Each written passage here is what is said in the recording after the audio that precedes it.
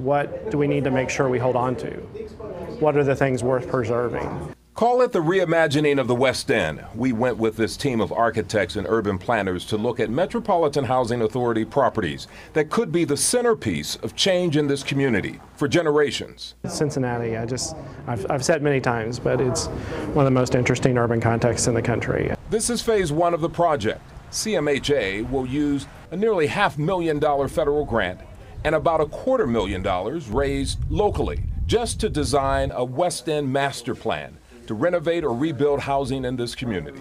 Get additional space or storage or, a more modern layout, but it can be done. It includes meeting with residents who would be the most impacted by this change. I personally want to make sure that everybody's treated fairly, make sure everything is transparent. For instance, if they knock this building down, what are they going to do with the residents?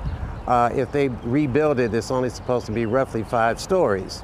Who are going to be those people in 5 stories? The focus today, Stanley Road Towers, Liberty Street Apartments, and Stanley Road Townhouses. CMHA says many of the units are functionally obsolete.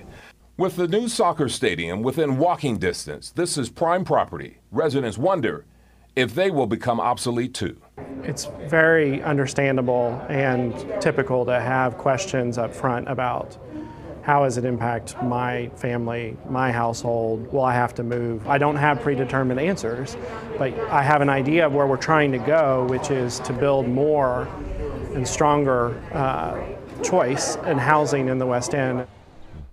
Now, I should tell you, they've made sure to include residents on the planning team. The architects just completed, by the way, a similar project in downtown Nashville near a new soccer stadium. Now, the goal is to have a one-for-one replacement of the units. The first big community meeting is set for June 17th. I'm Curtis Fuller, WLWT News 5.